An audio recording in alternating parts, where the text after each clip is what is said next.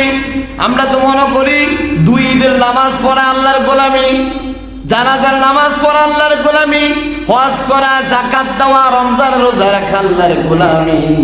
কিন্তু আল্লাহ রাব্বুল আলামিন বলেন না, দুই ঈদের নামাজ নয়, জানাজার নামাজ নয়, রমজানের রোজা নয়, যাকাত নয়, আমি আল্লাহ রাব্বুল আলামিন বিধি বিধান মানার নামই হলো ইবাদত কন্যা। সুবহানাল্লাহ। আমরা তো মনে করি নামাজ পড়লেই মনে হয় আল্লাহর গোলামি হয়ে যায়, নামাজ পড়লেই আল্লাহর ইবাদত শেষ হয়ে যায়।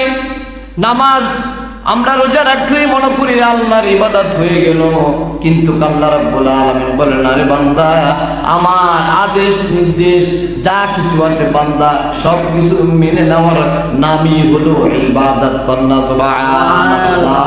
আপনি শুধু খাইলেন, গুসু খাইলেন, নামাজ পড়লেন, এমন গোলামি করার জন্য আল্লাহ বলেন নাই।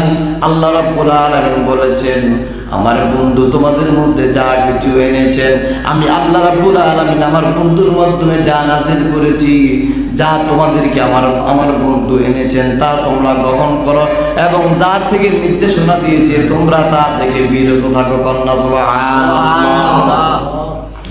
আল্লাহ রাব্বুল আলামিন তার বন্ধুকে জানিয়ে দিলেন, ওমা আতাকুমুর রাসূলু ফাখুযুহু ওয়া মা নাহাকুম আনহু ফান্তাহু ওয়াত্তাকুল্লাহ ইন্নাল্লাহা শাদীদুল ইকাব।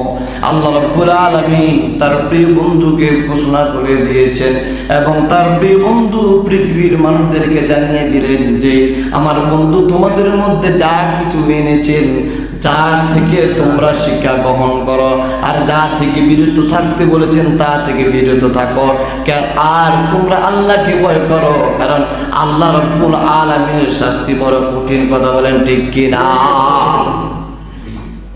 আল্লাহ রাব্বুল আলামিনের পক্ষ থেকে বিশ্বনবী মুহাম্মদ রাসূলুল্লাহ সাল্লাল্লাহু আলাইহি সাল্লাম যা কিছু এনেছেন তা তোমরা শিক্ষা গ্রহণ করো, আর যা থেকে নির্দেশনা দিয়েছেন তা থেকে তোমরা বিরত থাকো, তাহলে তোমাদের জীবন পরিবর্তন হয়ে যাবে। ওয়াত্তাকুল্লাহ ইন্নাল্লাহা শাদীদুল ইকাব। এবং আল্লাহকে ভয় করো, আর আল্লাহর কঠিন আযাবকে তোমরা ভয় করো। সুবহানাল্লাহ।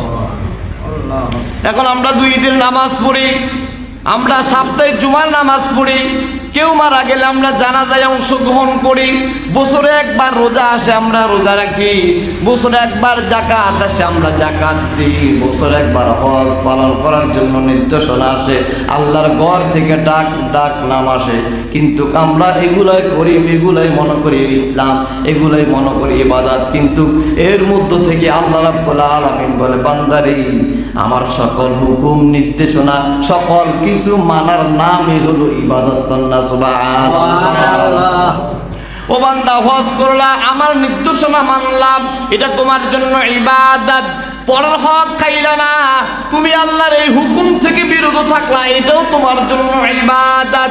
তুমি মিথ্যা কথা বললা না, এটাও তোমার জন্য ইবাদত। তুমি জুয়া খেললা না, এটাও তোমার জন্য ইবাদত। তুমি পরের হক নষ্ট করলা না, এটাও তোমার জন্য ইবাদত। তুমি পরের গীবত গাইলা না, এটাও তোমার জন্য ইবাদত। তুমি পরের লাই ঠেললা না, এটাও তোমার জন্য ইবাদত। তুমি হক হালাল ভাবে রোজগার করছো, এটাও তোমার জন্য ইবাদত। তুমি স্ত্রী সন্তান সুন্দর সুন্দর আচরণ করো, মানুষের সাথে সুন্দর ব্যবহার দিয়া কথা বলো, এটাও আমি আল্লাহ রাব্বুল আলামিনের ইবাদত কন্যা। সুবহানাল্লাহ। শুধু নামাজ পড়ার নাম ইবাদত নয়, ওয়াজ করার নাম ইবাদত নয়, প্রত্যেকটা কর্মে তোমাকে যদি আল্লাহর নবীর আদর্শ মেনে গ্রহণ করে চলতে পারো, তাহলে তোমার প্রত্যেকটা কর্মই আমার আল্লাহর কাছে ইবাদত হয়ে যায় কন্যা। সুবহানাল্লাহ। তুমি একজনের সাথে হাসি মাখা কথা বলো, সুন্দর করে কথা বলো, তুমি একজনকে ঠকাইলা না, একজনকে মাফে কম দিলা না, এটাও তোমার জন্য ইবাদত। আর যদি তুমি একজনকে মাফে কম দিলা, তাহলে আল্লাহর নির্দেশনা লঙ্ঘন করলা, তো তুমি মুসলমান থেকে খারিজ হয়ে যাচ্ছ, তুমি গুনার কাতারে তোমার নাম লেখাচ্ছ বান্দারি। তুমি সঠিক মাপো, কম দেওয়ারও দরকার নাই, বেশ দেওয়ারও দরকার নাই। যদি সঠিক মাপতে পারো এটাও তোমার জন্য একটা ইবাদত। কন্যা সুবহানাল্লাহ। এখন আমরা ইবাদত মনে করি, আজকে জুমার নামাজ পড়তেছি,